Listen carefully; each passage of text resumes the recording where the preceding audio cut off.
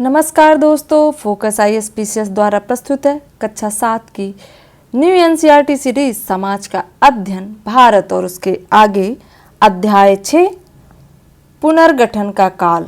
आज हम पढ़ेंगे पुनर्गठन के काल के बारे में। ठीक है, इसके पहले हमने मौर्य साम्राज्य के बारे में पढ़ा था, तो उसके तुरंत बाद क्या है पुनर्गठन का काल, उसके बारे में हम पढ़ते हैं। आपने अगर चैनल को लाइक और सब्सक्राइब नहीं किया है तो आप चैनल को लाइक और सब्सक्राइब कर दें और अधिक से अधिक शेयर भी कीजिए। आपका छोटा सा योगदान हमारे लिए अति महत्वपूर्ण है, इससे हमें प्रोत्साहन मिलता है और भी नई नई वीडियो बनाने में। ठीक है, आगे बढ़ते हैं। सतत जीवंत परंपरा और नवजीवन की एक अद्भुत शक्ति के कारण इस भूमि ने असंख्य परिवर्तनों के माध्यम से स्वयं को क्या किया, समायोजित किया। किसने कहा? जगदीश चंद्र बोस ने। प्रश्न देखते हैं, महत्वपूर्ण प्रश्न जिसके बारे में हम इस अध्याय में जानेंगे। पहला प्रश्न है, मौर्य काल को कभी कभी पुनर्गठन का काल क्यों कहा जाता है? ठीक है, मौर्योत्तर काल को कभी कभी पुनर्गठन का काल क्यों कहा जाता है?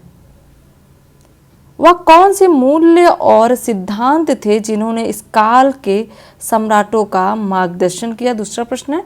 तीसरा प्रश्न है, विदेशी आक्रमणकारियों ने किस प्रकार भारतीय समाज में समाहित होकर सांस्कृतिक संगम में योगदान दिया, यानी संस्कृतियों का जो है आदान प्रदान हुआ।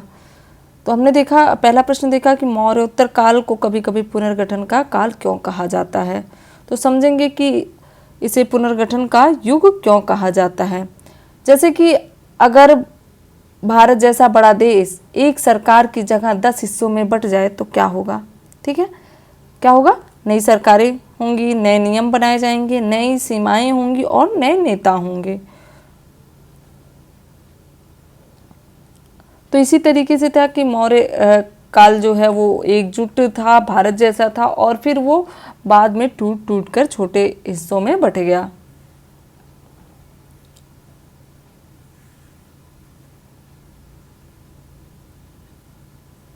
क्या हुआ? मतलब पुरानी जो व्यवस्था थी मौर्य साम्राज्य की, वो व्यवस्था टूटी लेकिन नई व्यवस्था भी बनी।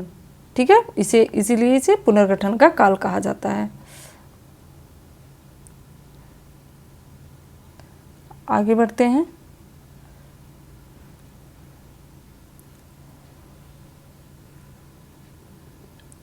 पिछले अध्याय में भविष्य और ध्रुव मौर्य साम्राज्य की अपनी यात्रा से लेकर विश्राम कर चुके थे।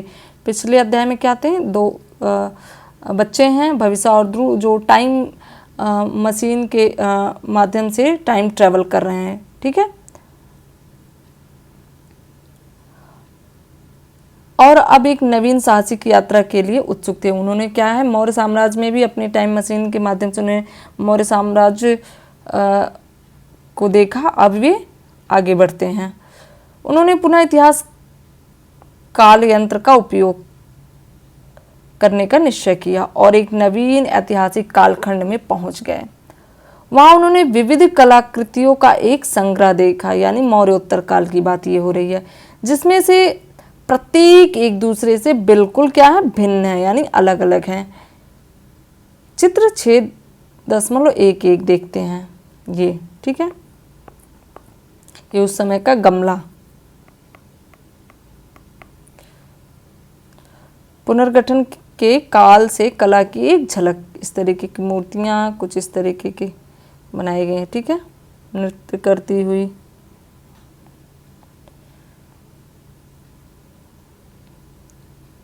वे सोचने लगे कि ये कलाकृतियां किसी एक ही साम्राज्य की हैं या अनेक साम्राज्यों की। ठीक है, विचार आपके भी मन में आएगा कि कई अलग अलग भिन्न भिन्न दिख रही हैं, तो क्या एक ही साम्राज्य की हैं? ऐसा भविष्य और ध्रुव के मन में विचार आया। ठीक है, उनका अनुमान सही था। इस अध्याय में हम एक लंबे कालखंड की यात्रा करेंगे। आरंभ करते हैं। अशोक के उत्तराधिकारियों के विषय में बहुत कम जानकारी मिलती है। सामान्यतः यह स्वीकार किया जाता है कि मौर्य साम्राज्य के अंतिम शासक की हत्या 185 BCE यानी बिफोर कॉमन एरा में उसके सेनापति पुष्यमित्र शुंग द्वारा की गई थी। ठीक है, किसके द्वारा? पुष्यमित्र शुंग द्वारा अंतिम शासक की हत्या की गई थी। प्रश्न पूछा जाता है, याद कर लीजिएगा।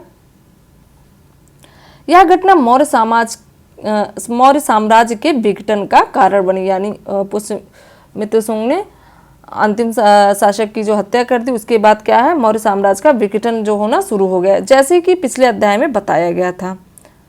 सम्राट अशोक के लगभग आधी शताब्दी पश्चात ही साम्राज्य का विघटन हो गया। ठीक है, अशोक के लगभग आधी शताब्दी पश्चात ही साम्राज्य का विघटन हो गया। इस घटनाक्रम के उपरांत उपमहाद्वीप में अनेक नवीन राज्य यानी नए राज्य जो है उभरे, जो पहले मौर्य साम्राज्य की अधीनता में शासन कर रहे थे। जब मौर्य साम्राज्य चल रहा था तो क्या जो नवीन राज्य उभरे वो उसकी अधीनता में शासन कर रहे थे। ठीक है, उत्तर पश्चिम का क्षेत्र दुर्बल हो गया। कौन सा क्षेत्र? भारत का जो है ये उत्तर पश्चिम वाला क्षेत्र दुर्बल हो गया, जिससे भारतीय उपमहाद्वीप बाह्य आक्रमणों के लिए असुरक्षित हो गए। यानी यहाँ से क्या है, बाह्य आक्रमण होने की संभावना होगी कि अगर इधर से आक्रमण हो, इधर क्या है, कोस्टल एरिया है, तो इधर से आक्रमण की उतनी संभावना नहीं जितना इधर से है, क्योंकि इधर लैंड से भी जुड़ा हुआ है, इधर कोई ऐसा देश तो है नहीं जुड़ा, तो ये भी कहा जा सकता है कि इधर से तमाम लोग आक्रमण कर सकते हैं भारत पर। कुछ विद्वानों के अनुसार यह काल पुनर्गठन का युग कहलाता है। ठीक है, क्योंकि इस काल में पूर्ववर्ती क्षेत्रों का पुनर्गठन कर नवीन राज्यों का निर्माण हुआ। ठीक है, जो निरंतर सत्ता की आकांक्षा में एक दूसरे से स्पर्धा कर रहे थे। इसी युग में भारत का मानचित्र विशेष रूप से परिवर्तित हुआ और जन सामान्य का जीवन भी, ठीक है, मानचित्र भी इस युग में क्या है, परिवर्तित होगा और लोगों का जीवन भी परिवर्तित हुआ। एक पृष्ठ पर दूसरी शताब्दी सामान्य संवत पूर्व के प्रारंभिक वर्ष से लेकर तीसरी शताब्दी यानी कॉमन एरा के अंतिम वर्ष तक की अवधि को चिन्हित करते हुए समय रेखा बनाइए। यह अवधि कुल कितने वर्षों को सम्मिलित करती है? जैसे जैसे हम अध्याय में आगे बढ़ेंगे, समय रेखा पर प्रमुख व्यक्तियों, राज्यों और घटनाओं को चिन्हित कीजिए। ठीक है, कॉपी पेन लेकर आई होप आप बैठे होंगे।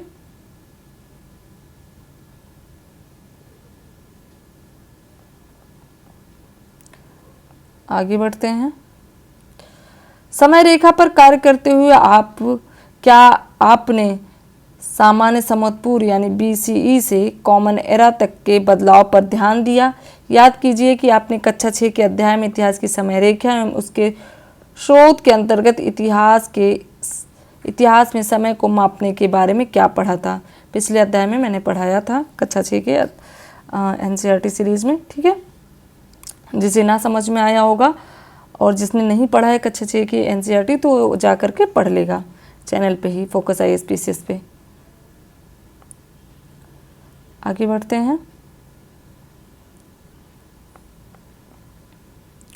पिछले अध्याय में आपने मौर्य साम्राज्य का मानचित्र देखा 5.13, चित्र 6.2 मौर्योत्तर काल का मानचित्र है। आप उस क्षेत्र में कितने राजवंशों की गणना कर सकते हैं जो पूर्व में मौर्य शासन के अधीन थे। चित्र 6.2 देखते हैं। ये हैं इंडो ग्रीक, कुषाण, शक, इंडो शीथियन यानी शुंग, सातवाहन, चेदी, चोल, पांड्य, चेर। ठीक है, चेर केरल का क्षेत्र है वर्तमान में, पांड्य और चोल जो है तमिलनाडु का क्षेत्र हो गया TNKR, और ये वर्तमान उड़ीसा का क्षेत्र, चेदी उड़ीसा और आंध्र कह सकते हैं। ठीक है, उड़ीसा का क्षेत्र। तो इस तरीके से आपने देख लिया बंगाल की खाड़ी, अरब सागर, कितने राजवंश थे। ठीक है, एक शब्द है वैवाहिक गठबंधन। समझ लेते हैं कि क्या होता है वैवाहिक गठबंधन। वैवाहिक गठबंधन विवाह के द्वारा तय किया गया गठबंधन, विवाह के द्वारा तय किया गया क्या है, गठबंधन है। जैसे आज की सरकारें क्या हैं कि कोई दूसरी पार्टी है, कोई दूसरी पार्टी है, दोनों मिल करके क्या कर लेती हैं, गठबंधन कर लेती हैं, फिर वो अपनी सरकार बना लेती हैं। तो इसी तरीके से उस समय क्या प्रचलित था, विवाह के द्वारा तय किया गठबंधन होता था। सामान्यतः या राज्य परिवारों के राज परिवार जो होते थे 2 सदस्यों के बीच होता था, यानी राजा राजा के बीच। व्यवहार में इसका तात्पर्य यह होता है कि राजा प्रायः अपनी पुत्री का विवाह पड़ोसी राज्य के राज परिवार से करता है, जिसका उद्देश्य दोनों राज्यों के बीच गठबंधन को सुदृढ़ करना होता था, यानी संबंध को मजबूत करना होता था। आगे बढ़ते हैं, समझ लिया हमने कि वैवाहिक गठबंधन क्या होता। अब नए राज्य क्षेत्रीय नियंत्रण के लिए स्पर्धा कर रहे थे, ठीक है, पुनर्गठन के काल में। इसके लिए कभी कभी शांतिपूर्ण उपाय जैसे पड़ोसी साम्राज्य के साथ वैवाहिक गठबंधन या युद्ध के लिए सेना का प्रयोग जैसे साधनों का प्रयोग किया जा रहा था। याद रखें कि जो क्षेत्र साम्राज्य की सीमा के पास थे उन पर अधिकार करने के लिए खींचातान मची थी, क्योंकि इन क्षेत्रों पर नियंत्रण का अर्थ था साम्राज्य को बाह्य आक्रमण से बचाना, ठीक है। इन सभी राजनीतिक गतिविधियों के समानांतर कला, शिल्प और साहित्य के क्षेत्र में विकास में तेजी आई और सांस्कृतिक आदान प्रदान की समृद्धि हुई, यानी कला, शिल्प और साहित्य में बढ़ोतरी हुई और वह सांस्कृतिक आदान प्रदान भी क्या हुआ, समृद्ध हुआ। इन सभी के बारे में हम आगे भी पढ़ेंगे।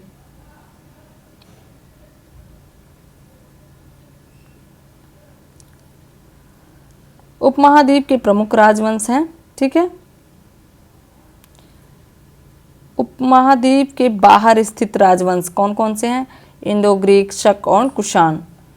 उपमहाद्वीप में स्थित राजवंश कौन है, सुंग, चेदी, सातवाहन, चोल, चेर, पांड्य। अभी हमने देखा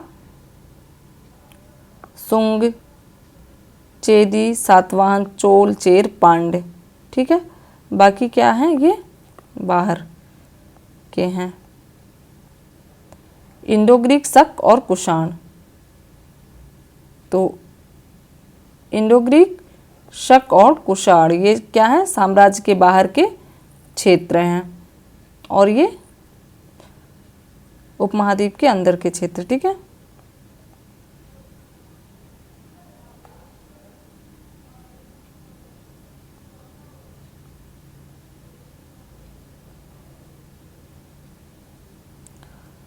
सुंगों का उत्कर्ष, इनके बारे में देखते हैं क्या है। पुष्यमित्र शुंग ने शुंग राजवंश की स्थापना की। किसने, पुष्यमित्र शुंग ने शुंग राजवंश की स्थापना की। अभी हमने देखा कि जो है मौर्य साम्राज्य के जो अंतिम शासक हैं,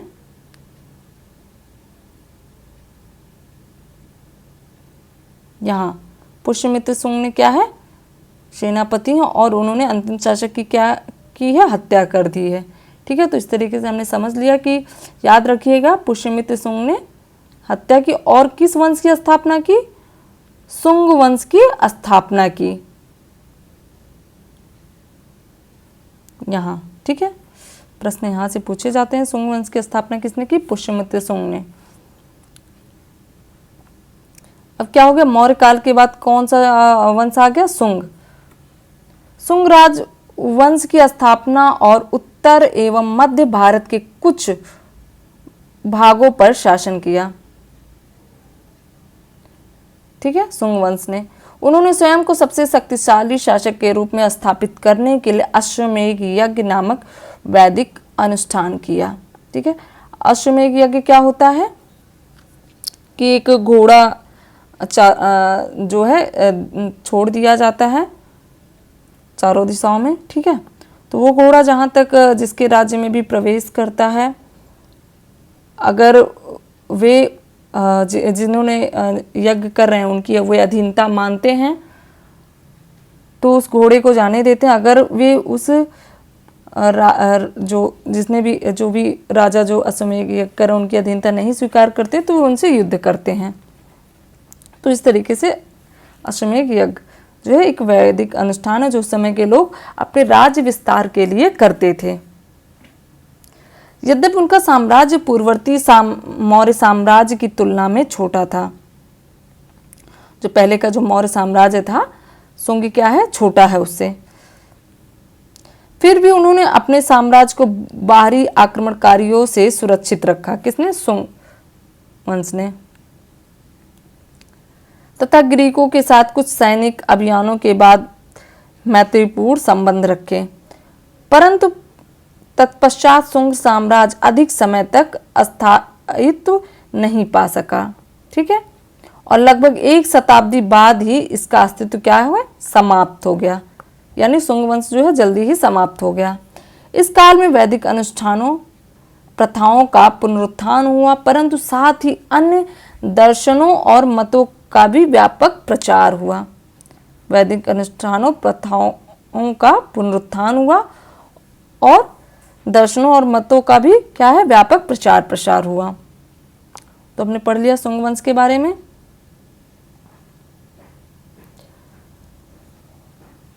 समझते हैं कि क्या राजा बदलने से देश की संस्कृति भी बदल जाती है? नहीं, हर बार ऐसा नहीं होता है। मौर्य के बाद शुंग सत्ता में आए, उन्होंने शासन को फिर से क्या है, व्यवस्थित किया। ठीक है, और सांस्कृतिक संरक्षण भी जारी रखा, यहाँ पता चल रहा है। ठीक है, वैदिक अनुष्ठानों, अश्वमेध यज्ञ हो रहा है, तमाम तरीके की कलाकृतियाँ वगैरह बनाई जा रही हैं, एक देश से दूसरे देश संबंध है। ठीक है,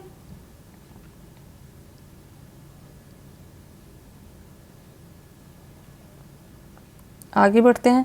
चित्र 6.4 में देख लेते हैं अश्वमेध का अनुष्ठान करते हुए राजा राम, रामायण का एक दृश्य। ठीक है, राजा राम ने भी क्या है, अश्वमेध यज्ञ किया था। अवध क्षेत्र के राजा यानी अयोध्या के राजा, वर्तमान अयोध्या के राजा, वर्तमान नाम जो है अयोध्या है।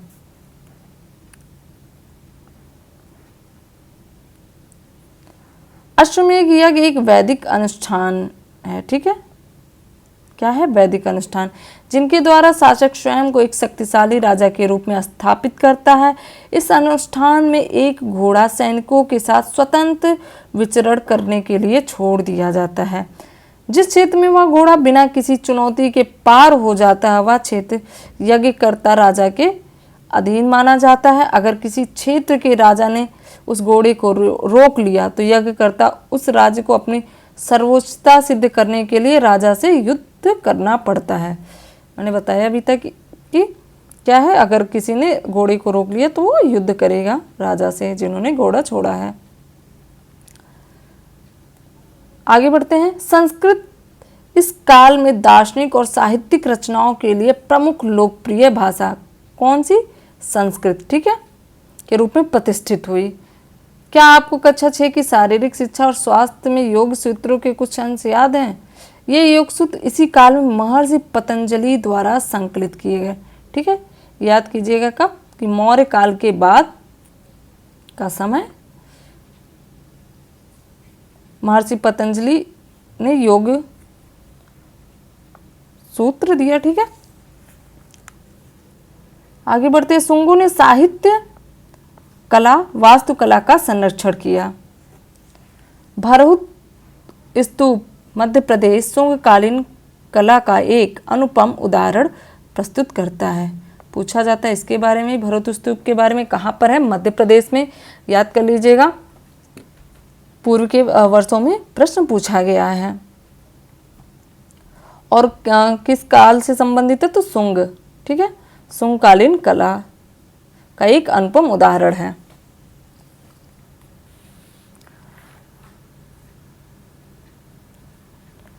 संभवतः इसका मूल निर्माण सम्राट अशोक के काल में हुआ था, किंतु शुंगों ने इसमें अत्यंत सुंदर वेदिकाएं तथा महात्मा बुद्ध के जीवन की कथाओं को दर्शाते हुए उत्कीर्ण शिल्प जोड़े।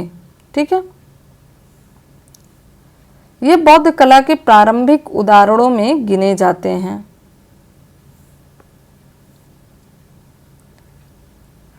देख लेते हैं। भरूच स्तूप की वेदिकाएं चित्र 5.6.51 में, ठीक है। ये वेदिका कुछ इस तरीके से।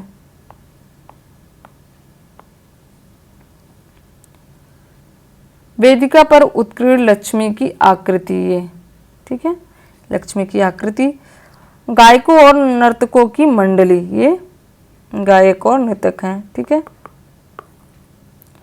और धर्म चक्र को उठाए हाथी, हाथी है, धर्म चक्र को उठाए हाथी। तो इस तरीके से उस समय के जो चित्र हैं मौर्य काल या शुंग काल के समय का। आगे देखते हैं, कला में शुंगों का योगदान देख लीजिएगा, इस पर भी प्रश्न पूछे जाते हैं GS1 में।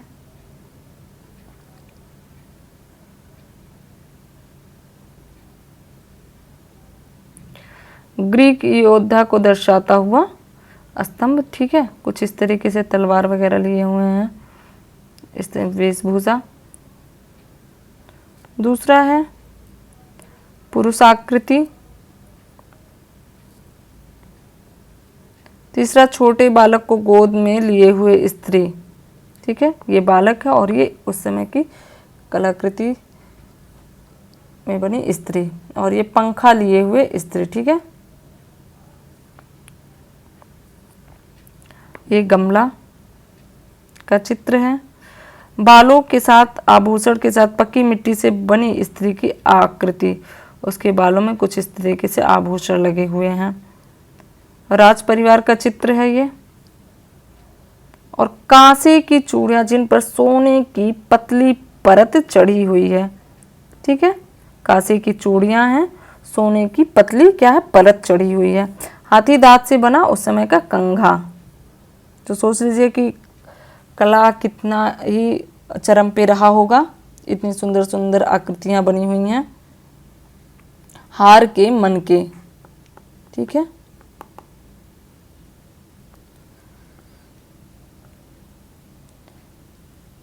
आगे बढ़ते हैं। नीचे भरूच स्तूप की एक पट्टिका का चित्र, दाहिने तरफ की दोनों आकृतियों को ध्यानपूर्वक देखिए, वे क्या कर रही हैं। क्या आप उनके व्यवसाय का अनुमान लगा सकते हैं? उनके परिधानों पर ध्यान दीजिए, या हमें उनके बारे में क्या बता रहे हैं। पट्टिका में आपको अन्य विवरण दिखे उसे सूचीबद्ध करें, ठीक है। भरूच स्तूप की क्या है, ये पट्टिका है। भरूच स्तूप कहाँ स्थित है? मध्य प्रदेश। तो कुछ इस तरीके से ये है, ये कुछ पत्थर वगैरह तोड़ने का कार्य चल रहा है, जहाँ तक मुझे लग रहा है।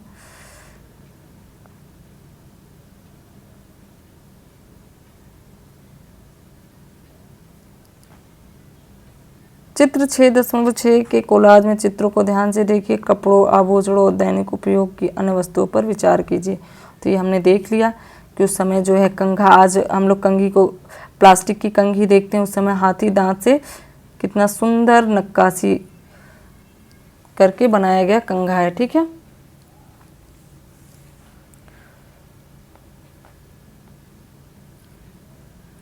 अब हम देखते हैं सातवाहन के बारे में। उपलब्ध सीमित साक्ष्यों से प्रतीत होता है कि शुंगों ने अपने पड़ोसी प्रदेशों से अनेक युद्ध किए, ठीक है। किसने? शुंगों ने।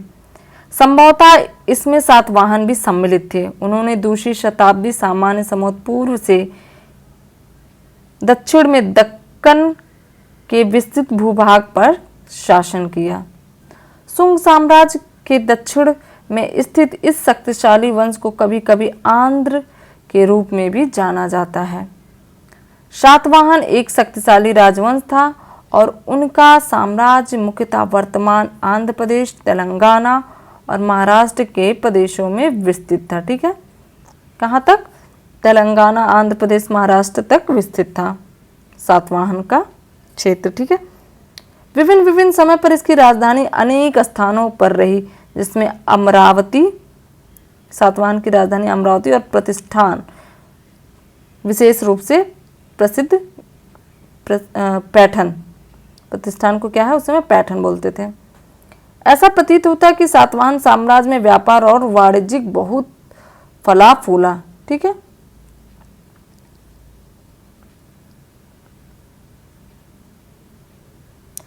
सातवाहन शासकों द्वारा जारी किए गए सिक्के भारत के विभिन्न क्षेत्रों जैसे गुजरात से लेकर आंध्र प्रदेश, यानी यहाँ से लेकर यहाँ तक, ठीक है, गुजरात से लेकर आंध्र प्रदेश, वर्तमान आंध्र प्रदेश तक, अर्थात पश्चिम से पूर्वी तट, ये गुजरात क्या है पश्चिम में है, ये क्या है आंध्र प्रदेश पूर्व में है, पूर्वी तटों से प्राप्त हुए। वास्तव में अनेक सिक्कों पर जहाज के चित्र अंकित हैं जो यह दर्शाते हैं कि प्रमुख कि समुद्री व्यापार तत्कालीन आर्थिक जीवन का एक महत्वपूर्ण अंग था। यहाँ दिए गए सिक्के पर दर्शाए गए जहाज की बनावट से पता चलता है कि जहाज निर्माण और नौ परिवहन की तकनीक अत्यंत उन्नत थी। ठीक है, इस पर भी यूपीएससी ने सवाल पूछा था। कृष्णा गोदावरी नदी घाटियों में कृषि फल फूल रही थी जिसने राज्य को आर्थिक स्थिरता प्रदान की। सातवाहनों के पास सक्रिय व्यापार तंत्र था। ठीक है, किसके पास, सातवाहनों के पास, ध्यान दीजिएगा, सक्रिय व्यापार तंत्र था जो रोम साम्राज्य तक विस्तृत था। कहाँ तक, रोम साम्राज्य तक विस्तृत था। इस व्यापारिक गतिविधियों में मसालों, वस्त्रों, चंदन और विलासिता की वस्तुएं जैसे स्वर्ण आभूषित मोती, हाथी दांत इत्यादि का व्यापार होता था, जबकि कांच और सुगंधित मलहम जैसे उत्पादों का क्या होता था, आयात होता था, किया जाता था। व्यापार पर लगने वाले कर यानी टैक्स एवं शुल्क राज्य की आय में क्या करते थे, वृद्धि करते थे। जाहिर सी बात है कि जब कहीं व्यापार होगा तो उस राज्य में क्या है, उस राज्य की क्या है, आय बढ़ेगी। ठीक है, ये देख लेते चित्र 6.8 में सातवाहन के सिक्के पर अंकित दो मस्तूल वाले समुद्री जहाज की छवि। ध्यान दें कि जहाजों के मस्तूल किस प्रकार एक दूसरे को काटती हुई रेखाओं से दर्शाए गए हैं। ठीक है, जो संभवतः पालों को दर्शाते हैं। नीचे की लहरदार रेखाएं समुद्री जल को दर्शाती हैं। ठीक है, कुछ इस तरीके से लहरदार रेखाएं जो हैं, उस समय का ये सिक्का है। पूछा भी गया था कि किस समय के, किस काल के सिक्कों पर जो है नौवाहन का चित्र बना है, तो सातवाहन।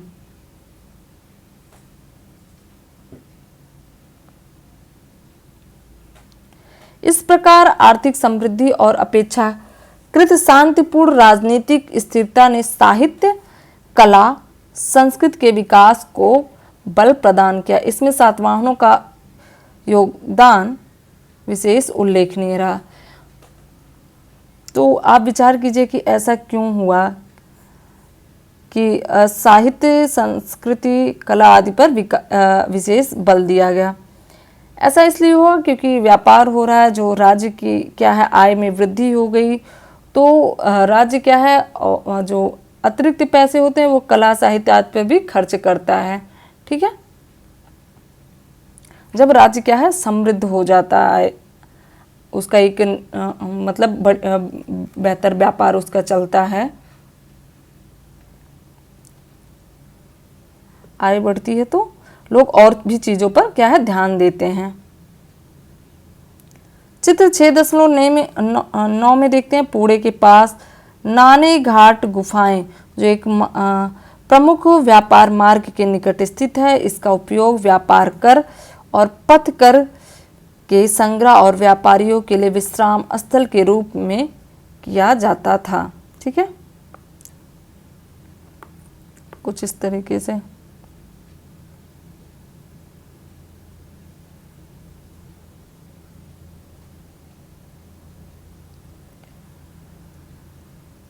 यहाँ समझ लेते हैं सातवाहन के बारे में। राज्य को मजबूत कौन बनाता है, सेना या पैसा, या फिर दोनों? तो क्या होगा, दोनों। सातवाहन की शक्ति का जो क्या है, बड़ा आधार क्या है, व्यापार। यहाँ हमने पढ़ा व्यापार, राजस्व और क्षेत्रीय नियंत्रण। ठीक है, जिस तरीके से इनके पास व्यापार अच्छा है, राजस्व अच्छा प्राप्त हो रहा और क्षेत्रीय नियंत्रण भी है, तो जो है और फिर सांस्कृतिक जो है विस्तार, विकास, संरक्षण भी इन्होंने किया। आगे पढ़ते हैं, सातवाहन काल में जनजीवन कैसा था उसके बारे में समझ लेते हैं। क्या मात्र सत्तात्मक जो है सत्ता थी इस समय। सातवाहन परंपरा के अनुसार राजकुमार के नाम प्रायः उनकी माताओं के नाम पर रखे जाते थे। उदाहरण के लिए गौतमी पुत्र सातकर्णी का नाम उनकी माता गौतमी बलश्री के नाम पर रखा गया था। गौतमी बलश्री एक शक्तिशाली रानी थी, ठीक है, जिन्होंने बौद्ध भिक्षुओं को क्या भूमिदान दी और नासिक में एक महत्वपूर्ण शिलालेख उत्कीर्ण करवाया जो राज्य में उनके प्रभाव को दर्शाता है। ठीक है, चित्र 6.10 में देख लेते हैं सातवाहन कालीन सिक्का जिसमें ब्राह्मी लिपि में गौतमी पुत्र राजा सातकर्णी लेख उत्कीर्ण है। ठीक है,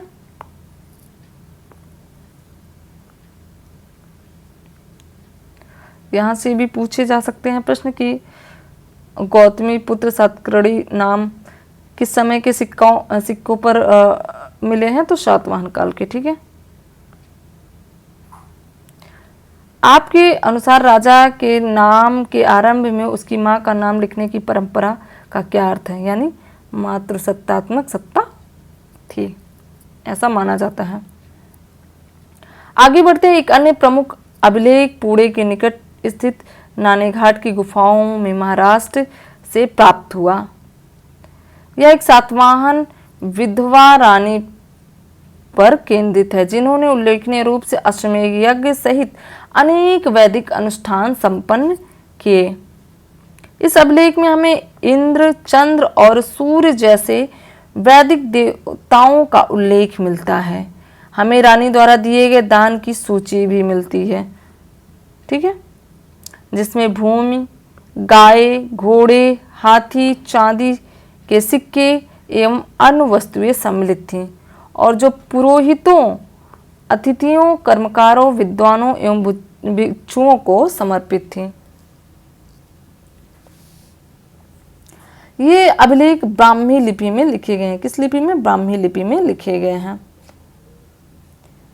और इसमें कुछ अंक यानी संख्याओं के प्रतीक भी मिलते हैं जिनका स्वरूप आज के अंकों से मिलता जुलता है, जैसा कि नीचे दर्शाया गया हुआ है। ठीक है,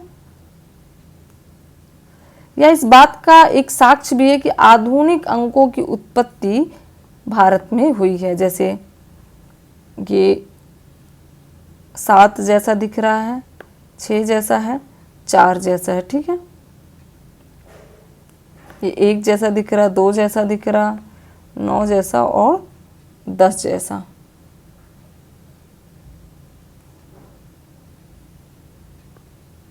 वर्तमान में कुछ इस तरीके से 7 अभी भी हम लोग ऐसे लिखते हैं, 6 भी ऐसे कुछ लिखते हैं, 1 तो लिखते ही लिखते हैं। तो देख लिया कि उस समय जो अंकीय रचना मिली हुई वर्तमान आधुनिक अंकों की तरह मिलती जुलती है। उपयुक्त अंकों की श्रृंखला में कौन कौन से अंक कुछ हमारे आधुनिक अंकों जैसे दिखते हैं, तो 6 और 7 और 1। ठीक है, आगे बढ़ते हैं। सातवाहन वासुदेव कृष्ण का ही एक नाम, वासुदेव जो है कृष्ण का ही एक नाम है। सातवाहन वासुदेव के उपासक थे, यानी कृष्ण के क्या है, उपासक थे, कृष्ण की पूजा करते थे। यद्यपि उन्होंने अन्य दर्शन पद्धतियों का भी संरक्षण किया जो उनके शासनकाल में समृद्ध हुई। उदाहरण के लिए सातवाहन नरेशों ने प्रायः वैदिक विद्वानों, ठीक है, जैन मुनियों तथा बौद्ध भिक्षुओं को कर मुक्त, ध्यान दीजिएगा जैन मुनियों की बात यहाँ हुई है, बौद्ध भिक्षुओं को कर मुक्त कृषि भूमि प्रदान की। ठीक है, यहाँ से भी प्रश्न पूछे गए हैं जिससे वे अपने अध्ययन और साधन में संलग्न रह सकें।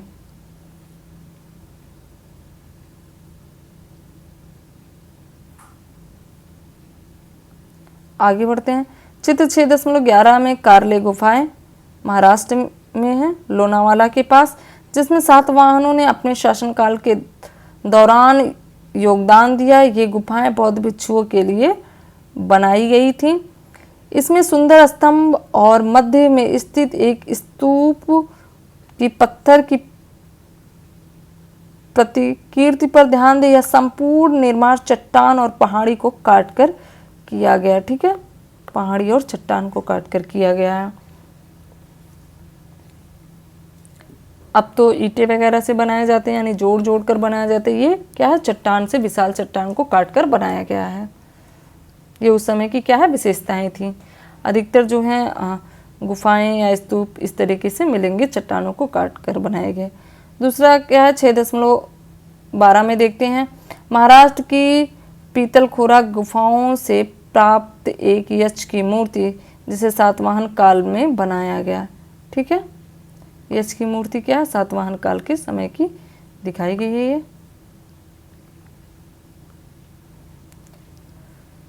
पीतलखोरा से प्राप्त यक्ष की मूर्ति के एक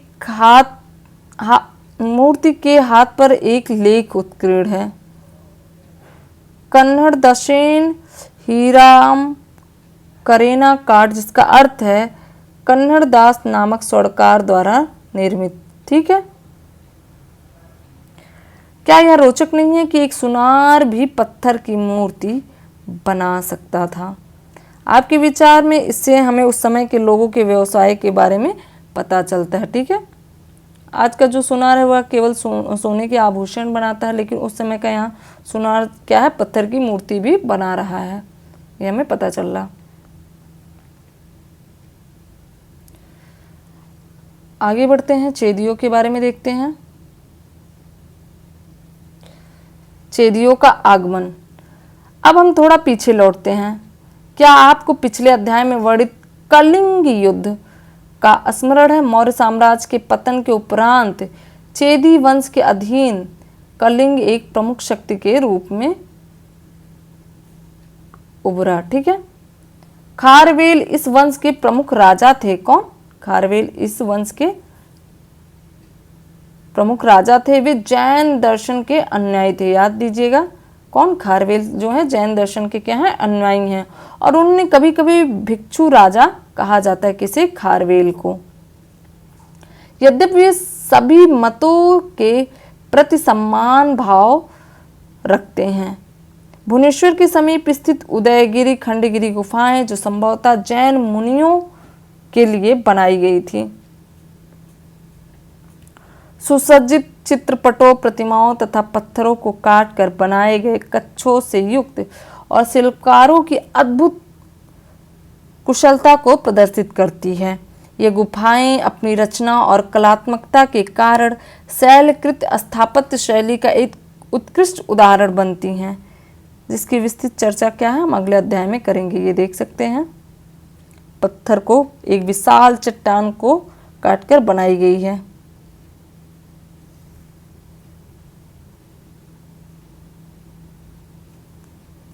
उदयगिरी खंडगिरी गुफाएं। ठीक है, चित्र 6.13 में देखते हैं। भुवनेश्वर के पास उदयगिरी की गुफाएं। ठीक है, ये है उदयगिरी की गुफाएं। हाथी गुम्फा अभिलेख, ये है हाथी गुम्फा अभिलेख, कुछ लिखा हुआ। ठीक है,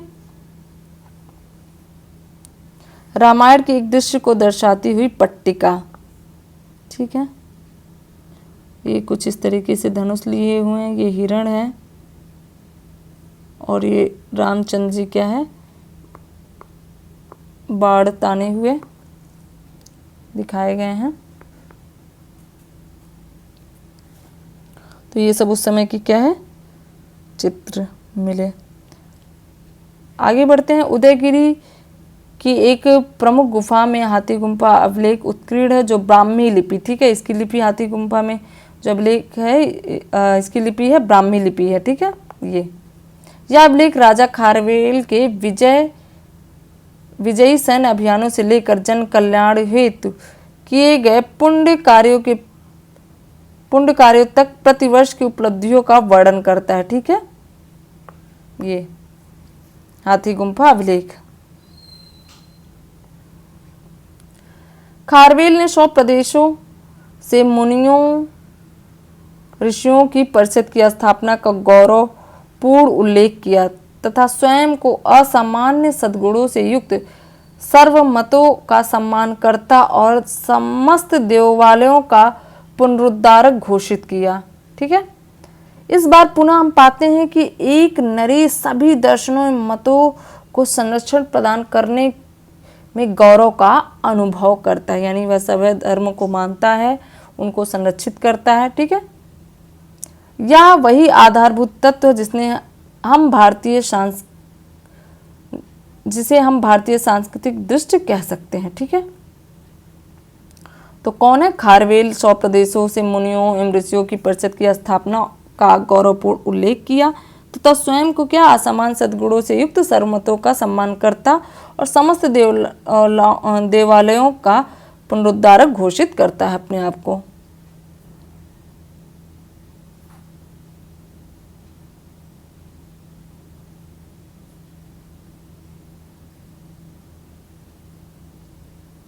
आगे बढ़ते हैं। लगभग 2 सहस्त्र शताब्दियों पूर्व इन शैलकृति कच्छों की समरूपता पर ध्यान दीजिए। शिल्पकारों को केवल छेनी हथौड़ी से या अद्भुत दक्षता कैसे प्राप्त हुई होगी। कल्पना कीजिए कि आप उस युग में एक शिल्पी हैं, ठीक है, और अपने कौशल से पत्थर को कला में रूपांतरित कर रहे हैं। आप किन किन उपकरणों का प्रयोग करेंगे? विचार कीजिएगा इस पर। थोड़ा थोड़ा हमें अपना क्या है सोचने की क्षमता को आगे बढ़ाना चाहिए, इस तरीके से हमें विचार करना चाहिए, क्योंकि यूपीएससी या राज्य लोक सेवा आयोग ऐसा चाहता है, कभी कभी ऐसे प्रश्न देते हैं जहां हमें थोड़ा सा सोच लेने पर ही हम उस चीज़ को सॉल्व कर सकते हैं, उस प्रश्न को। तो हमें अपनी थिंकिंग कैपेबिलिटी जो है बढ़ानी पड़ेगी। आगे बढ़ते हैं। दक्षिण में साम्राज्य और जनजीवन के बारे में पढ़ते हैं। तो अभी तक हमने क्या समझा? क्या इतिहास सिर्फ बड़े साम्राज्यों का होता था? नहीं, क्योंकि छोटे क्षेत्रीय राज्य भी महत्वपूर्ण थे उस समय। स्थानीय प्रशासन मजबूत हुआ जब छोटे जो क्षेत्र थे आए, तो उससे क्या हुआ? वहाँ का स्थानीय प्रशासन मजबूत हुआ और क्षेत्रीय पहचान जो है विकसित हुई। जैसे हमने देखा कि सातवाहन आए या फिर ये खारवेल आए हैं, इन्होंने तमाम चीज़ों का संरक्षण किया है, तो इस तरीके से क्षेत्रीय पहचान और भी विकसित हो गई।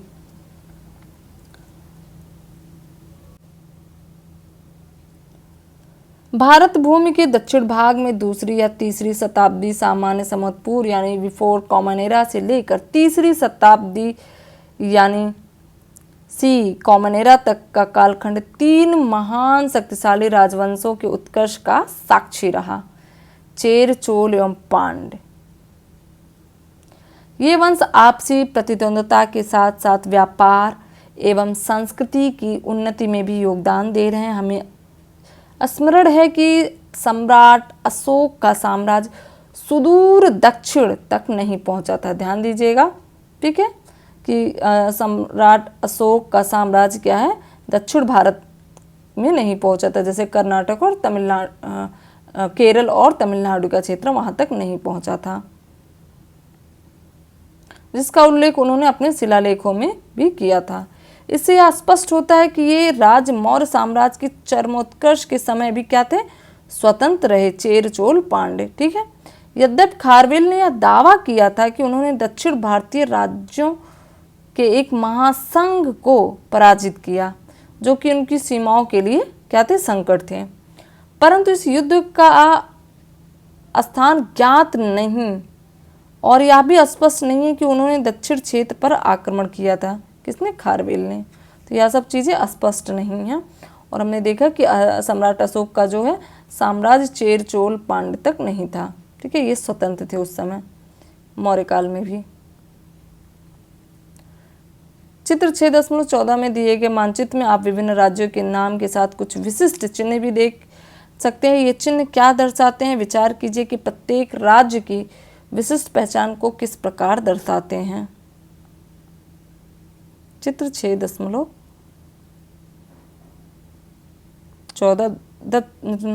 दक्षिण में राज्य सीमाएं क्या हैं, अनुमानित हैं, समय के साथ बदलती रहती हैं। ठीक है, ये चोल क्षेत्र, चेर वर्तमान का केरल, पांड्य क्षेत्र, ये इनकी राजधानी मदुरै, पांड्य की मदुरै, चोल की उरियूर, चेर की वजी या करूर।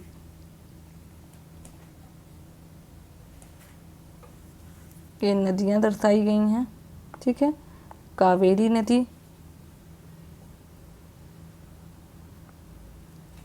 तो इस तरीके से देख ले। आगे बढ़ते हैं।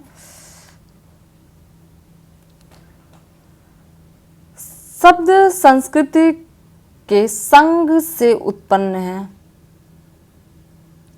जिसका अर्थ होता है समिति या एकत्र होना। एक मिनट। हाँ, उस काल में अनेक महान कवियों का क्या हुआ, प्रादुर्भाव हुआ। उनकी रचनाएं संगम साहित्य में संग्रहित हैं। इसी कारण उस संपूर्ण युग को संगम युग कहा जाता है। ध्यान दीजिएगा, कमेंट सेक्शन में बताइए किसको संगम युग कहा जाता है। संगम शब्द संस्कृत के संग से उत्पन्न है, जिसका अर्थ होता है समिति या एकत्र होना। ठीक है, संगम, जैसे गंगा यमुना का संगम, गंगा यमुना सरस्वती का संगम। इस संदर्भ में यहाँ इसका तात्पर्य कवियों की सभाओं से है। ठीक है, उनकी सभाओं का क्या है, संगम हो रहा है। संगम साहित्य दक्षिण भारत का प्राचीनतम साहित्य। ठीक है, ध्यान दीजिएगा, कौन सा संगम साहित्य जो है दक्षिण भारत का प्राचीनतम साहित्य है, जिसमें विभिन्न काव्य संग्रहों का समावेशन है। प्रश्न यहाँ से भी पूछे जाते हैं संगम साहित्य के बारे में। ये रचनाएं तत्कालीन युग की समाज व्यवस्था, ठीक है, संस्कृति के अध्ययन में इतिहासकारों के लिए महत्वपूर्ण साक्ष्य प्रस्तुत करती हैं। मुख्यतः संगम काव्य में अत्यंत कुशल एवं सरल भाषा शैली में व्यक्तिगत भावनाएं जैसे प्रेम तथा सामाजिक मूल्य जैसे वीरता, उदारता अभिव्यक्त किए गए हैं। किसमें, संगम साहित्य में। आगे बढ़ते हैं, चोल वंश के बारे में देखते हैं। संगम साहित्य में 3 राजाओं का उल्लेख मिलता है। ठीक है, ध्यान दीजिएगा, चेर, चोल, पांड्य। इनमें चोल एक शक्तिशाली, कौन, चोल जो है शक्तिशाली राजवंश था, जिसने 3री शताब्दी सामान्य संवतपुर से 13वीं शताब्दी कॉमन एरा तक दक्षिण भारत के विविध भागों पर क्या है, शासन किया। किसने, चोल ने। चोल नरेश करिकाल के विषय में कहा जाता है कि उन्होंने चेर और पांड्य की संयुक्त सेना को क्या है, पराजित कर अपनी सर्वोच्चता स्थापित की। किसने, करिकाल ने। ठीक है, ध्यान दीजिएगा, करिकाल कौन है, चोल नरेश है।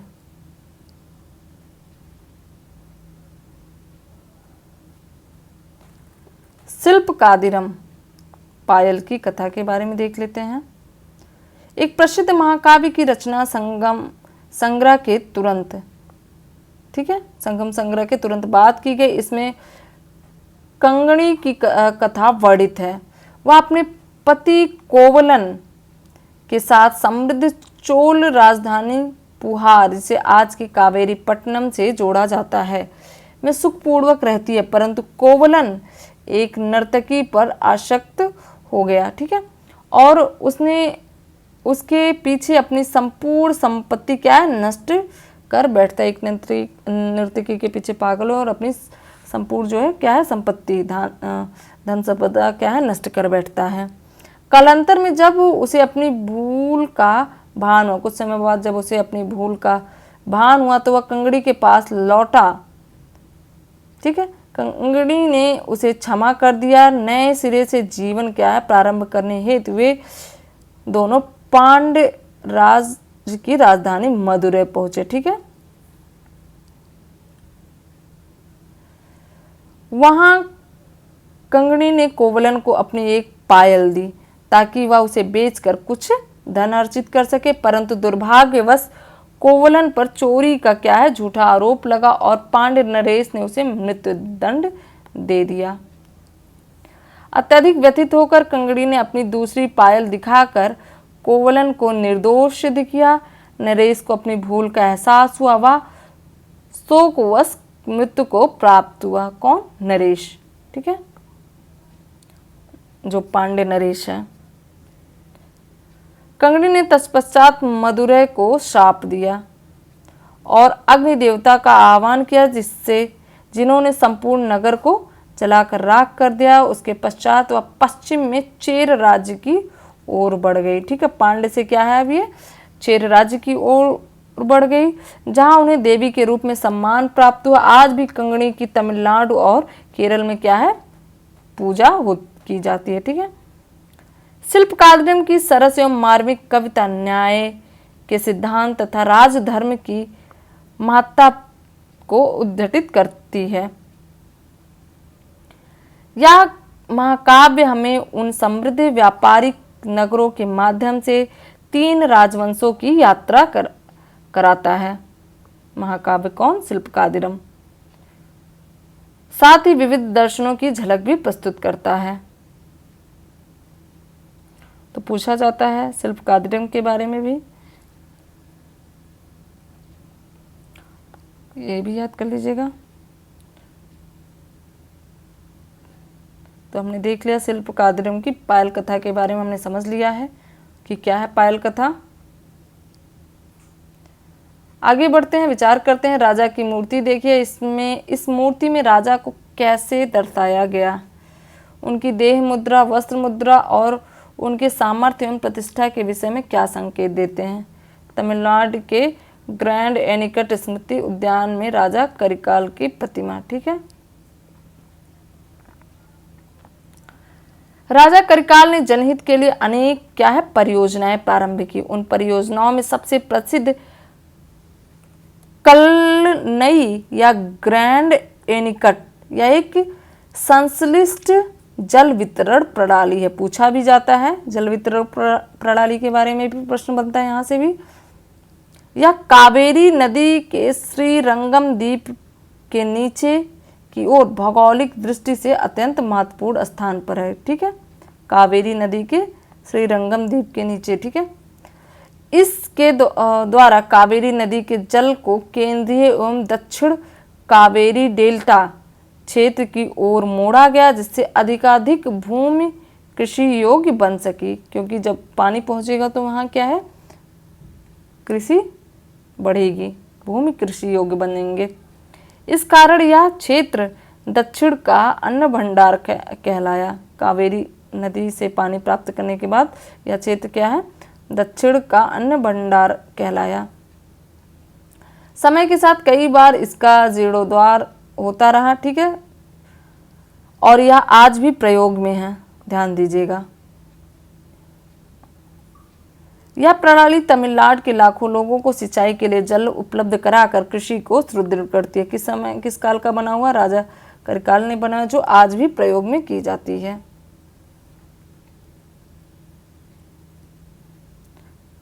कल्लनई या ग्रैंड एनिकट ये है। ठीक है, चित्र के माध्यम से हमने समझ लिया कावेरी नदी का पानी। आगे बढ़ते हैं, तो हमने समझ लिया कि ये राजा जो है क्या जल संरक्षण पर भी विचार और जल वितरण प्रणाली पर भी महत्वपूर्ण योगदान दिए हैं राजा करिकल ने। अब हम आगे पढ़ते हैं, अगला चेर वंश, चेर राजवंश के बारे में जानते हैं। चेरों को केरल पुत्र, ठीक है, कहा जाता है। उन्होंने तमिलनाडु और केरल के पश्चिमी भागों पर शासन किया। चित्र में हमने देखा भी था। ठीक है, कुछ यहाँ पर उनकी राजधानी वज्जी थी, जो वर्तमान तमिलनाडु का करूर नगर है। ठीक है, उन्होंने इस क्षेत्र की सांस्कृतिक और आर्थिक उन्नति में महत्वपूर्ण भूमिका निभाई। तमिल साहित्य के विकास, ठीक है, तमिल साहित्य के विकास को प्रोत्साहन दिया? किसने? चेर राजवंश ने। तथा संगम कवियों को आश्रय प्रदान किया। ध्यान दीजिएगा, संगम कवियों को आश्रय प्रदान किया और तमिल साहित्य के विकास में योगदान दिया। चेर शासक रोमन साम्राज्य और पश्चिम एशिया के साथ अपने विस्तृत व्यापारिक संबंधों के लिए प्रसिद्ध थे। ठीक है, वे भारत से मसाले, लकड़ी, हाथीदांत और मोती जैसी वस्तुओं का क्या है, निर्यात करते थे, जिससे यह क्षेत्र वैश्विक व्यापार का क्या है, केंद्र बन गया। कुछ इस यहाँ पर। ठीक है,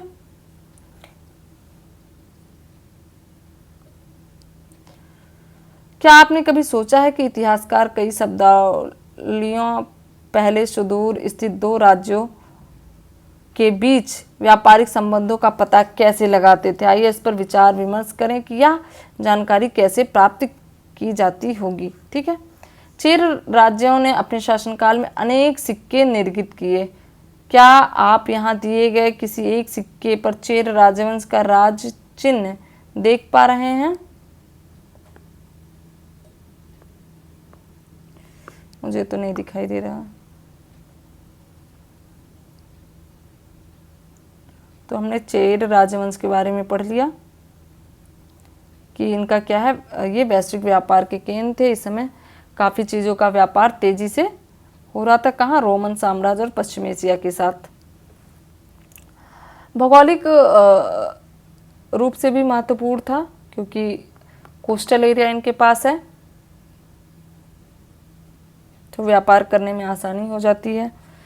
अब हम देखते हैं पांड्य वंश के बारे में। तमिलनाडु तथा अपने आसपास के क्षेत्रों पर पांड्य नरेशों का शासन कई शताब्दियों यानी सामान्य समुद्र पूर्व से चला आ रहा था। BCE से क्या है, चला आ रहा था पांड्य नरेशों का शासन। इनकी राजधानी वर्तमान मदुरै। विभिन्न पांड्य नरेशों ने राज्य का विस्तार किया। ध्यान दीजिएगा, क्या है, विभिन्न जो नरेश उन्होंने राज्यों का विस्तार किया। ग्रीक लेखक मेगास्थनीज ने अपनी रचना इंडिका, ध्यान दीजिएगा यहाँ से भी मेगास्थनीज ने इंडिका की रचना किसने की? मेगास्थनीज ने की। मेगास्थनीज में इस राज्य का उल्लेख एक समृद्ध एवं सुशासित राज्य के रूप में किया गया। किसमें? इंडिका में, जो आंतरिक व्यापार के साथ साथ ग्रीस, रोम जैसी दूरस्थ शक्तियों से व्यापार में संलग्न था। यानी दूर दूर तक ये ग्रीस और रोम जैसे क्षेत्रों तक भी ये व्यापार करता था। उदाहरण के लिए खारवेल ने उल्लेख किया है कि उन्होंने पांड्य राज्य से सैकड़ों मोती प्राप्त हुए। ठीक है, खारवेल को क्या है, सैकड़ों मोती पांड्य राज्य से प्राप्त हुए। पांड्य वंश भारतीय उपमहाद्वीप की एक महत्वपूर्ण नौ सैनिक शक्ति भी था। ठीक है, कौन? पांड्य वंश। ध्यान दीजिएगा, उत्तरवर्ती पांड्य नरेशों ने कला, वास्तुकला और समग्र क्षेत्र की समृद्धि में विशेष योगदान दिया। आगे देखते हैं। पांड्य नरेशों ने अनेक अभिलेखों में यह उल्लेख किया कि वे प्रजा के कल्याण के प्रति अत्यंत सजग थे तथा उन्होंने समस्त दर्शन, परंपराओं और आस्थाओं को संरक्षण एवं प्रोत्साहन प्रदान किया। चेर, चोल, पांड्य जो क्या है, सभी है क्या है, संरक्षण कर रहे हैं संस्कृतियों का। ठीक है, पांड्य राज्य मोतियों के लिए प्रसिद्ध था। आपके विचार में मोती उस समय व्यापार की दृष्टि में क्यों महत्वपूर्ण था? विचार कीजिए। जाहिर सी बात है कि कोस्टल एरिया में है तो मूंगा वगैरह ये सब प्राप्त होते रहे होंगे और कुछ पत्थर वगैरह से। पांड्य नरेशों ने अनेक अभिलेखों में यह उल्लेख किया कि वे प्रजा के कल्याण के प्रति अत्यंत सजग थे तथा उन्होंने समस्त दर्शन, परंपराओं और आस्थाओं को संरक्षण प्रदान किया। ठीक है, आगे देखते हैं इंडो ग्रीक आक्रमण, इनके बारे में जान लेते हैं। अभी तक हमने चेर, चोल, पांड्य को पढ़ लिया है। आगे बढ़ते हैं। दक्षिण भारत की अपनी संक्षिप्त यात्रा के उपरांत, ठीक है, दक्षिण भारत से अब हम ऊपर जा रहे हैं। अब समय उत्तर भारत यानी इस क्षेत्र में, ठीक है, उत्तर भारत की ओर लौटने का, जहां इस काल में एक बिल्कुल विभिन्न प्रकार की घटना घटित होने जा रही थी। अब तक हमने कुछ देसी राजवंशों, ठीक है, अभी तक हमने देसी राजवंशों के बारे में पढ़ा, किंतु इसी समय कुछ बाह्य आक्रमणकारियों का आगमन भी हुआ जो बाहर से आए। उन्होंने उत्तर पश्चिमी सीमा में प्रवेश कर उत्तर पश्चिम उत्तर मध्य भारत के कुछ भूभागों पर अधिकार कर लिया। यहाँ पर, ठीक है, बाह्य आक्रमणकारियों ने अधिकार कर लिया। सर्वप्रथम आइए हम उस विरासत की चर्चा करें जो अलेक्जेंडर के सिंधु मैदानों में संक्षिप्त अभियान की स्मृति स्वरूप रही। ठीक है, अलेक्जेंडर द्वारा जीते गए क्षेत्रों से पीछे हटने के बाद इन पर क्षत्रपों का शासन रहा। ठीक है, अलेक्जेंडर द्वारा जीते गए क्षेत्रों से पीछे हटने के बाद किसने शासन किया? क्षत्रपों ने शासन किया। समय के साथ इन क्षत्रपों ने अपने स्वतंत्र राज्य क्या है स्थापित किए। ठीक है, जिन्हें इंडो ग्रीक के रूप में जाना जाता है। क्षत्रपों को क्या है? इंडो ग्रीक के रूप में जाना जाता है। मौर्य वंश के बाद उत्तर पश्चिम यानी वर्तमान पाकिस्तान और अफगानिस्तान के समीपवर्ती क्षेत्र इंडो ग्रीक आक्रमण हेतु सुगम क्षेत्र बन गया। यद्यपि जब वे विजेता के रूप में आए तो वे समृद्धि स्थानीय संस्कृति से क्या है? बहुत प्रभावित हुए। यहाँ की समृद्धि और स्थानीय संस्कृति से बहुत प्रभावित हुए। इस सांस्कृतिक संपर्क ने शासन, कला, भाषा और दैनिक जीवन में ग्रीक और भारतीय तत्वों के मिश्रण से क्षेत्र के सांस्कृतिक परिदृश्य को क्या है? आकार दिया। यानी दो संस्कृतियां यहाँ आपस में मिली। ठीक है, विदिशा यानी मध्य प्रदेश के पास स्थित डेलियोडोरस स्तंभ ऐसे संबंधों का एक उल्लेखनीय उदाहरण है इसका नाम एक इंडो ग्रीक राजदूत पर पड़ा है जिसने अपने अभिलेखों में वासुदेव की स्तुति देवताओं के देवता के रूप में की है। इस अभिलेख में यह भी अंकित है कि 3 अमर उपदेश यानी पदचिन्ह आत्मसंयम, दान और चेतना है। ठीक है, अमर उपदेश क्या है? दान, आत्मसंयम, दान और चेतना, जिनका आचरण स्वर्ग की प्राप्ति कराता है। तो किसमें? हेलियोडोरस स्तंभ में वासुदेव की स्थिति देवताओं के देवता के रूप में की गई है।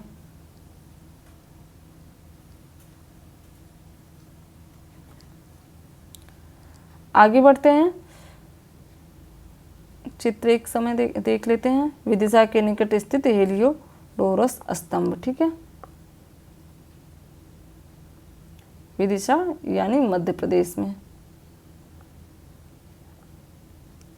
आगे बढ़ते हैं। उत्तर भारत में उत्खनन के दौरान पुराविदों को अनेक इंडो ग्रीक क्या है? सिक्के प्राप्त हुए, जिनसे हमें इन शासकों के बारे में क्या है? अधिकांश जानकारी मिलती है। ये सिक्के सोने, चांदी, तांबे और गिलट धातु से बने हैं, यानी लगभग 4 धातु हमने देख लिया, जिन पर प्राय एक और राजा और दूसरी ओर ग्रीक देवता अंकित थे। ध्यान दीजिएगा, यहाँ से भी प्रश्न पूछे गए हैं कि किन सिक्कों पर एक तरफ राजा और दूसरी तरफ ग्रीक देवता अंकित थे। ठीक है, हालांकि कुछ सिक्कों पर वासुदेव कृष्ण, यहाँ से यूपीएससी ने सवाल पूछा है, वासुदेव कृष्ण और लक्ष्मी जैसे भारतीय देवी देवता भी अंकित थे। ठीक है, इंडो ग्रीक शासन इंडो सिथियन या शकों के आक्रमण के साथ क्या है? समाप्त हो गया। तो हमने देखा चेर, चोल, पांड्य। अब हमने देखा इंडो ग्रीक उत्तर भारत में आ चुके हैं। अब इंडो सिथियन के आक्रमण के साथ यानी शकों के आक्रमण के साथ ये भी क्या है? समाप्त हो गए। आगे बढ़ते हैं। आपके विचार में कुछ इंडो ग्रीक सिक्कों पर वासुदेव कृष्ण या लक्ष्मी जैसे देवी देवताओं के चित्र अंकित होने का क्या अर्थ रहा होगा? सोचिए कि ऐसा क्यों उन्होंने सिक्कों पर भगवान कृष्ण और लक्ष्मी के चित्र बनाए। ये सिक्का है। ठीक है, आगे देखते हैं, इसे अनदेखा ना करें। शको या इंडोशीथियन ने भी उपमहाद्वीप के उत्तर पश्चिमी भाग पर आक्रमण किया और दूसरी शताब्दी सामान्य संवत पूर्व से 5वीं शताब्दी कॉमन एरा तक शासन किया। ठीक है, इनका उदय इंडो ग्रीक के पतन के पश्चात, ठीक है, इंडोशीथियन का जो उदय है इंडो ग्रीक के पतन के पश्चात हुआ और ये कुषाणों के आगमन तक सत्ता में रहे, यानी जब तक कुषाण नहीं आ जाते तब तक ये सत्ता में रहे। इस अवधि के दौरान शक संवत पंचांग जो है विकसित हुआ। कब? इंडोशीथियन के समय। यह ग्रेगोरियन कैलेंडर से 78 साल पीछे है। ठीक है, जनवरी से मार्च को छोड़कर यह 79 साल पीछे होता है, जिससे 1957 में भारतीय राष्ट्रीय पंचांग के रूप में स्वीकार किया गया। ठीक है, आगे देख लेते हैं चित्र 6.21 में। ध्यान दें, भारत सरकार के राजकीय प्रशासन में तिथियों को ग्रेगोरियन कैलेंडर तथा शक संवत के अनुसार दर्शाया गया। ठीक है, जैसे हम शक संवत पढ़ते हैं, जब हम प्रियम्बल भी पढ़ते हैं तो भी नीचे लिखा रहता है शक संवत, तो ये वही है। आगे देखते हैं क्या है। अब वो जो इंडोशीथियन है वे खत्म हो जाएंगे, अब कुषाण आते हैं। कुषाण का उदय होता है। कुषाण मूलतः मध्य एशिया, ध्यान दीजिएगा, मध्य एशिया के क्या है निवासी थे। संभवतः उन्होंने दूसरी शताब्दी सामान्य कॉमन एरा में भारत में प्रवेश किया, सामान्य संवत में भारत में क्या है प्रवेश किया। ठीक है, अपने चरमोत्कर्ष के समय उनका साम्राज्य मध्य एशिया से लेकर, ठीक है, उत्तर भारत में विशाल भूभाग तक विस्तृत था।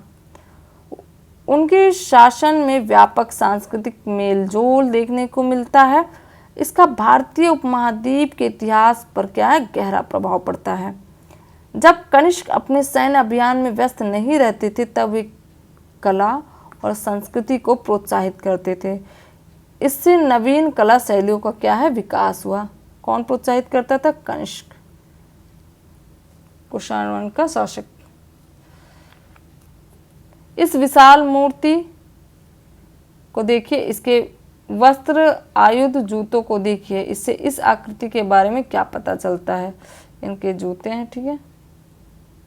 यह प्रसिद्ध सिरविहीन मूर्ति कनिष्क की है, ठीक है, जो संभवतः कुषाण वंश के सबसे शक्तिशाली शासक थे। इस मूर्ति पर ब्राह्मी लिपि, कौन सी लिपि? ब्राह्मी लिपि में अंकित है महाराजा राजधिराज देवपुत्र कनिष्क, ठीक है। तो यह उनको उपाधि धारण करी थी महाराजा राजधिराज। यहाँ से भी प्रश्न बनते हैं, पूछा भी जाता है, लगभग हर वर्ष पूछा जाता है किसी न किसी एग्जाम में,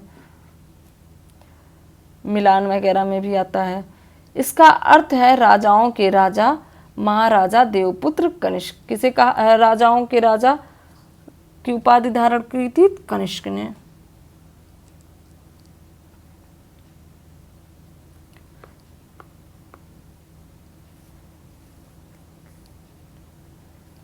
आगे बढ़ते, इन सिक्कों को ध्यान से देखिए। सम्राट के अतिरिक्त कौन इस मुद्रा पर अंकित है? ये कनिष्क राजधिराज की उपाधि धारण करते हुए, ये हैं बुद्ध और इस पे सम्राट और शिवजी और नंदी, ठीक है, नंदी दर्शाया गया, शिवजी। चित्र 6.23 में प्रदर्शित प्रथम सिक्के में कनिष्क को भाले के साथ राजधिराज की उपाधि धारण करते हुए दर्शाया गया है, ये, ठीक है, भाला लिए हुए।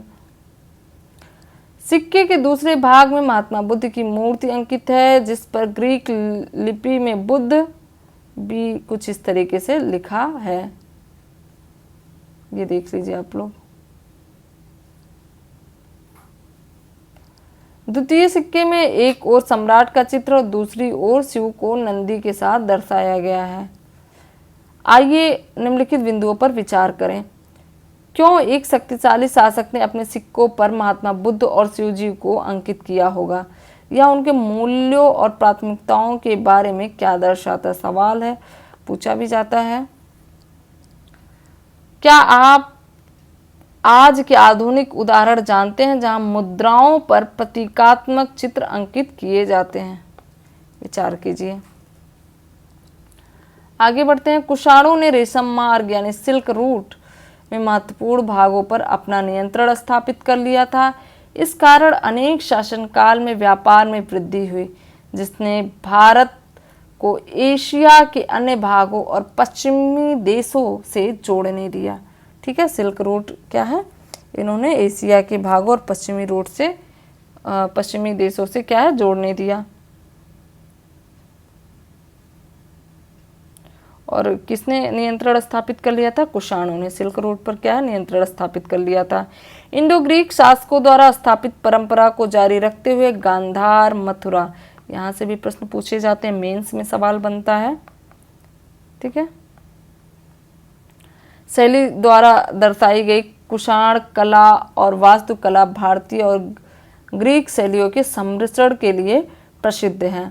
मूर्तियों में विविध देवताओं का चित्रण मिलता है। ठीक है, जो विभिन्न विचारधाराओं के शांतिपूर्ण सहअस्तित्व को क्या है, दर्शाता है, यानी एक साथ रहे होंगे। इस युग में सूर्य जैसे देवताओं के चित्र का क्या है, उदय हुआ, जो मनुष्यों के समान दिखते थे। इससे धार्मिक कला के विकास में वृद्धि हुई, जिसने उपमहाद्वीप में बाद की मंदिर वास्तुकला के लिए आधार तैयार किया। गांधार कला शैली मुख्यतः पंजाब के पश्चिमी भागों में विकसित हुई। कहाँ विकसित हुई? पंजाब के पश्चिमी भागों में। इसमें ग्रीक, रोमन एवं भारतीय तत्वों का समायोजन दिखाई देता है। ध्यान दीजिएगा, किसका समायोजन है गांधार कला में? ग्रीक, रोमन एवं भारतीय तत्वों का। इन शिल्पों को प्रायः स्लेटी काले शिष्ट पत्थर पर अत्यंत सूक्ष्म विवरणों के साथ तराशा गया है। विशेष रूप से बुद्ध प्रतिमाओं में इस शैली का अद्भुत सौंदर्य देखा जा सकता है, जिसमें उनका शरीर और उड़ते हुए वस्त्र वास्तविक प्रतीत होते हैं, यानी काफ़ी सुंदर जो है मूर्ति बनाई जाती थी। चित्र 6.24 में गांधार कला शैली में निर्मित एक बोधिसत्व यानी भावी बुद्ध का शिरोभाग, इससे भारतीय और ग्रीक विशेषताओं के समन्वय पर ध्यान दीजिए। ये उस समय का है। ठीक है, प्रश्न पूछा जाता है, ये भाग काफ़ी इम्पोर्टेंट है मेंस में भी, क्योंकि सवाल पूछा जाता है। आगे बढ़ते, क्या आप जानते हैं कि गांधार कहाँ है? क्या यह आपको महाकाव्य महाभारत के किसी पात्र की याद दिलाता है? विचार कीजिए। अब हम देख लेते हैं, सिल्क रूट की बात हुई है।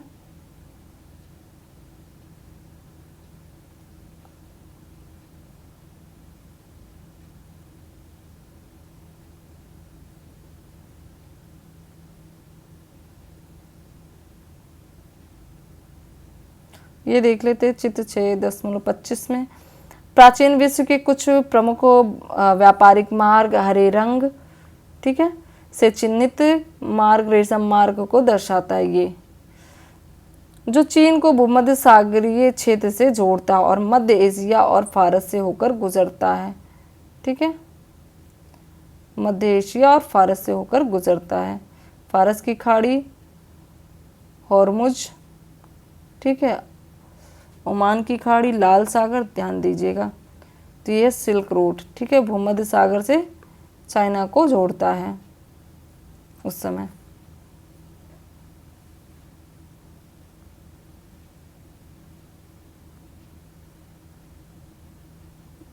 आगे है ये सिल्क रूट।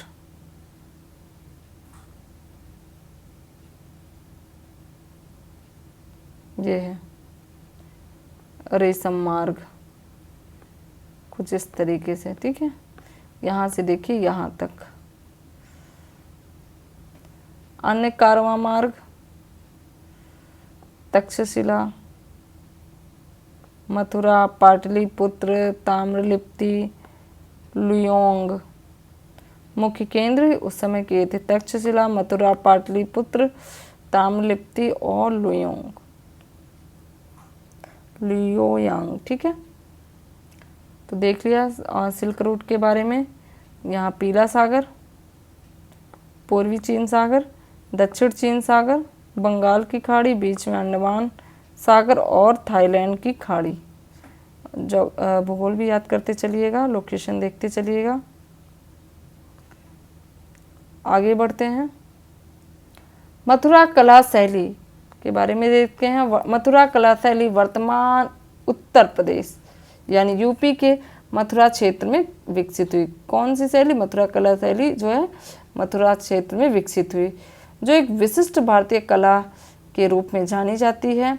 गांधार शैली के विपरीत इन शैली में मूर्तियों के लिए प्रमुख रूप से लाल बलुआ पत्थर, ठीक है ध्यान दीजिएगा, मथुरा कला शैली में किसका प्रयोग है?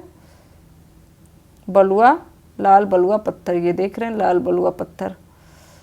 इसके साथ ही इस कला शैली में ग्रीक रोमन प्रभाव भी बहुत कम दिखाई देता है, जैसा अभी हमने पीछे देखा ग्रीक रोमन इफेक्ट।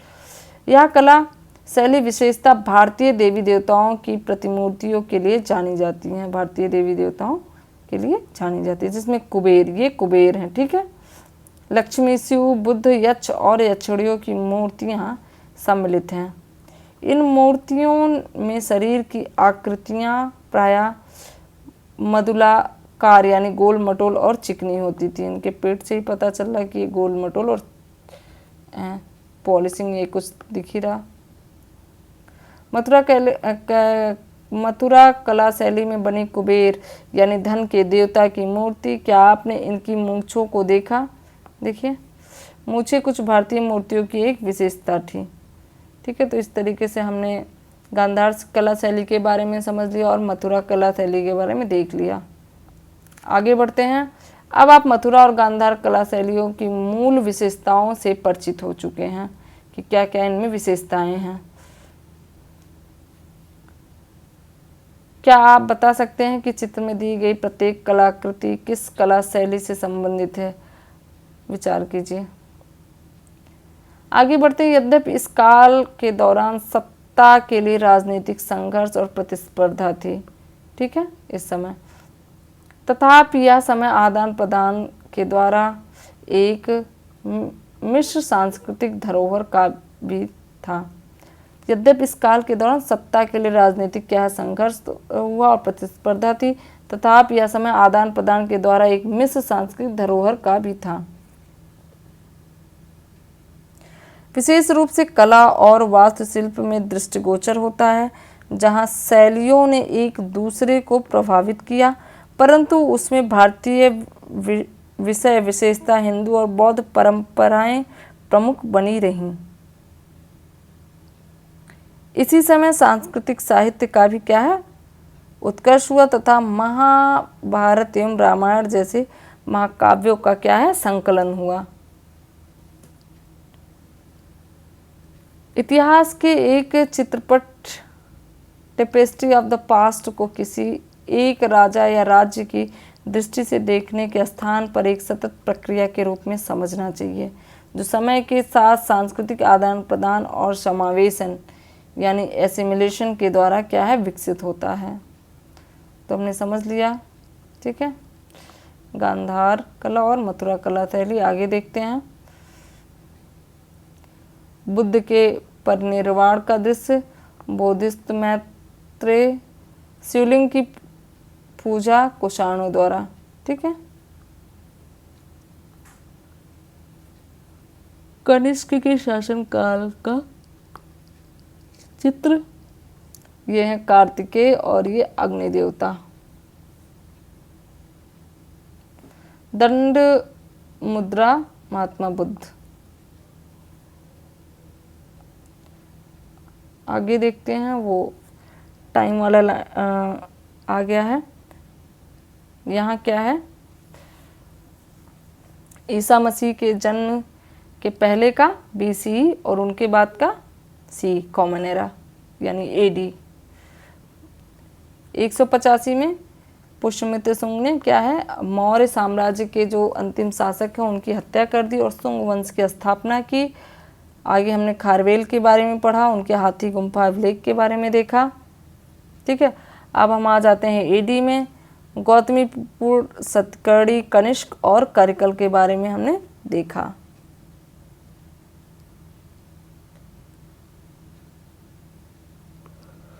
शुंग और यहाँ चेदी। ठीक है, शुंग, इंडो ग्रीक, शक, शातवाहन, चोर, चेल, पांड्य। यहाँ क्या है, कुषाण इस कालखंड में।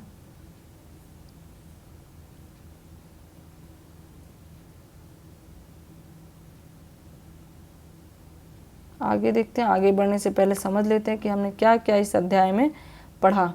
मौर्य साम्राज्य के विघटन के पश्चात भारतीय उपमहाद्वीप के में कई छोटे बड़े राज्यों का क्या है, उदय हुआ। ठीक है, मौर्य जब साम्राज्य का पतन हो गया तो उसके बाद क्या है, कई छोटे छोटे राज्य जो है नए नए राज्य बने। दूसरा क्या, आंतरिक संघर्षों के साथ साथ अनेक विदेशी आक्रमण भी हुए। ठीक है, उत्तर पश्चिमी क्षेत्र से क्या है, अनेक विदेशी आक्रमण भी हुए, जिसके फलस्वरूप राजनीतिक शक्तियों के पुनर्गठन की प्रक्रिया भी क्या है, आरंभ हुई। यानी शक्तियों का क्या है, पुनर्गठन आरंभ हो गया। आगे हमने पढ़ा कि इस काल में विभिन्न सांस्कृतियों के बीच संवाद और सांस्कृतिक आदान प्रदान के द्वारा कला, स्थापत्य और मुद्रण जैसी नई शैलियों का क्या है, विकास हुआ। जैसे गांधार है, मथुरा कला शैली है। ठीक है, इन शैलियों में भारतीय विषय की प्रधानता दिखाई दी तथा सांस्कृतिक साहित्य का चरमोत्कर्ष हुआ। तो पुनर्गठन का काल क्या है, सांस्कृतिक साहित्य का भी चरमोत्कर्ष का काल कहा जा सकता है। आगे हमने पढ़ा कि यह काल आंतरिक और बाह्य व्यापारिक गतिविधियों में उल्लेखनीय विकास का समय भी रहा। यह काल क्या है, आंतरिक और बाह्य व्यापारिक गतिविधियों में उल्लेखनीय विकास का, क्योंकि रोम से भी व्यापार हो रहा है, ग्रीक से भी व्यापार हो रहा है। ठीक है, महत्वपूर्ण प्रश्न देख लेते हैं जिस पर आप अभ्यास कर सकते हैं और अपनी तैयारी को और भी मजबूत कर सकते हैं लेखन शैली के माध्यम से। पहला प्रश्न है, मौर्योत्तर काल को पुनर्गठन का काल क्यों कहा जाता है, विचार कीजिए। ठीक है, हमने इसके बारे में पढ़ ही लिया है कि क्यों कहा जाता है। दूसरा प्रश्न है कि संगम साहित्य पर 150 शब्दों में एक लेख लिखिए। ये भी क्या है, मेंस में पूछा जाता है। ठीक है, सीधा सीधा प्रश्न पूछा जाता है, तो याद कर लीजिएगा यानी लिख लीजिएगा। इस अध्याय में उल्लिखित किन शासकों ने अपनी उपाधि में माता का नाम सम्मिलित किया, तो क्या अभी हमने पढ़ा, सतकर्णी करके। चौथा, इस अध्याय में वर्णित किसी एक राज्य को एक राज्य जो आपको रोचक लगा के विषय में 250 शब्दों में लेख लिखिए। आपने उस राज्य का चयन क्यों किया, यानी उसकी विशेषता बताइए।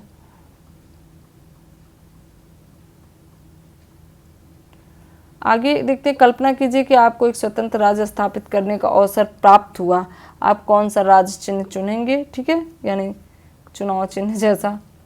आप एक शासक के रूप में कौन सी उपाधि धारण करेंगे,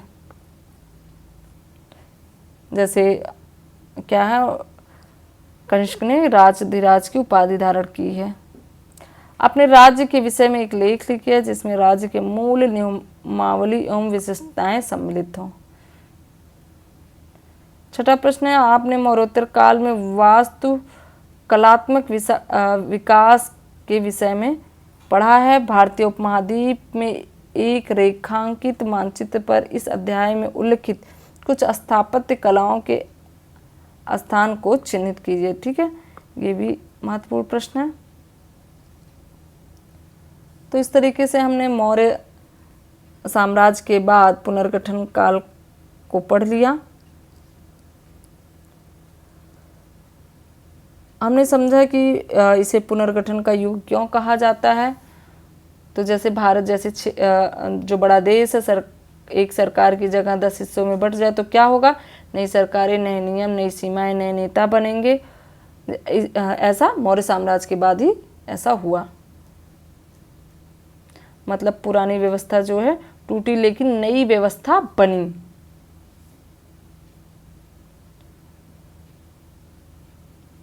एक प्रश्न है कि क्या राजा बदलने से देश की संस्कृति भी बदल जाती है? तो ऐसा हर बार नहीं होता है।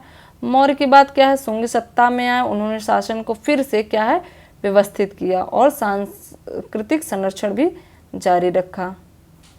आगे हमने सातवाहन के बारे में समझा था कि राज्यों को मजबूत कौन बनाता है, सेना या पैसा? तो है दोनों। सातवाहनों की शक्ति का बड़ा आधार था व्यापार, राजस्व और क्षेत्रीय नियंत्रण। आगे हमने पढ़ा कि चेदी और खारवेल के बारे में। क्या इतिहास में सिर्फ बड़े साम्राज्यों का होता है? तो नहीं, छोटे क्षेत्रीय राज्य भी क्या है महत्वपूर्ण होते थे। स्थानीय प्रशासन मजबूत हुआ, इससे क्षेत्रीय पहचान विकसित हुई। आगे हमने दक्षिण भारत चोर चेल पांड के बारे में पढ़ा। समुद्र के पास राज्य को क्या फायदा होगा? तो व्यापार बढ़ता है, पैसा और संपर्क बढ़ता है। इससे क्या है राज्यों की ताकत का ये आधार बना, समुद्री व्यापार, बंदरगाह और कृषि। तो इस तरीके से वे और भी आर्थिक रूप से मजबूत हो गए, यानी सशक्त हो गए। आगे हमने जब दो संस्कृतियां मिलती हैं तो क्या होता है? जब भारत यूनानी आए तो नई कला, नए विचार और नई पहचान बनी। यह केवल एक आक्रमण की कहानी नहीं है, ठीक है, कि केवल वो यूनानी जो आक्रमण करने आए और चले गए।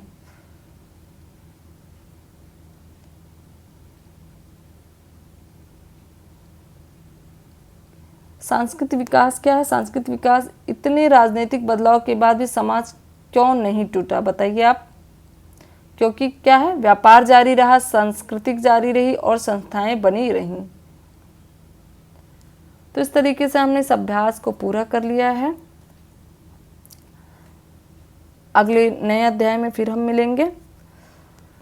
जो भी दोस्त हैं चैनल को लाइक और सब्सक्राइब नहीं किए वे चैनल को लाइक और सब्सक्राइब कर दें। और मेंस टेस्ट सीरीज भी हमारी शुरू है, तो आप उसे भी ज्वाइन कर सकते हैं।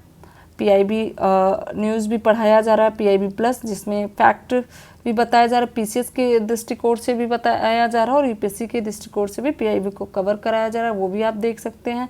संपादकीय विश्लेषण चलता है, आप वो भी देख सकते हैं, सचिन सर द्वारा पढ़ाया जाता है, ठीक है, बहुत अच्छे से वो पढ़ाते हैं, ठीक है। फिर आगे हम मिलते हैं अगले वीडियो में, तब तक के लिए आप पढ़ते रहिए, लिखते रहिए, सिलेक्शन लेकर रहिए। धन्यवाद।